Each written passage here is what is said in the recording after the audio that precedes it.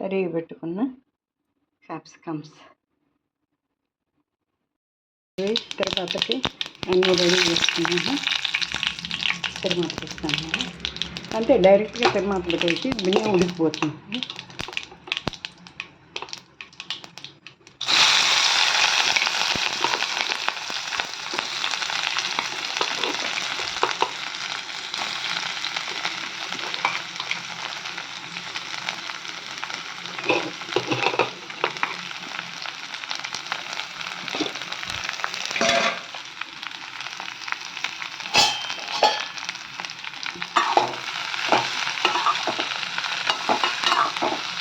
కొద్దిసేపు వేగనిచ్చి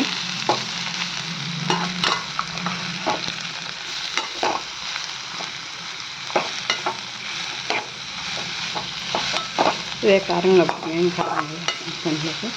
ఒక్క మిరపకాయ మాత్రం ఈ పొడి తయారు చేసుకున్నామంటే పొడి చూడండి ఎలా చేస్తాను.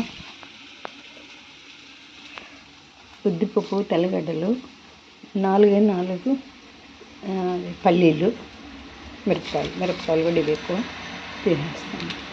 ఇది పొడి చేసుకొని దాంట్లో వేసుకుంటాను. పసుపు పొడి, ఎర్రగడ్డ వేసుకుంటే కొద్దిగా వాటర్ పోసి ఆవిరికే ఉడికిపోతుంది. కొద్దిగా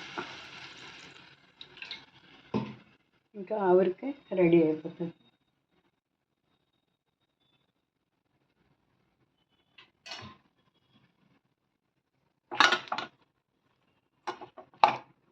ఇంకా మగ్గనిస్తే చాలు.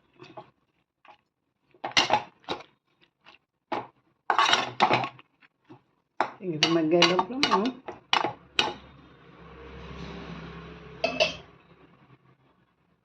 పొడి పెట్టుకుందాం. క్యాప్సికమ్ కర్రీ రెడీ అయింది.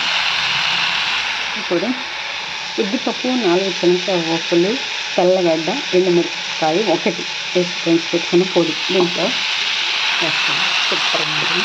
కొంచెం ఎక్కువ నూనె వాడకుండా పెట్టుకుంటాం. బరక పెట్టాను.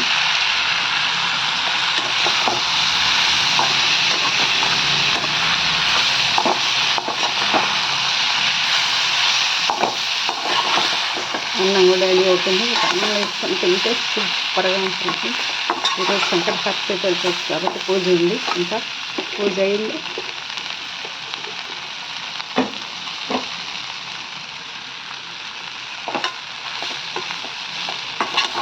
భోంచేయాలి.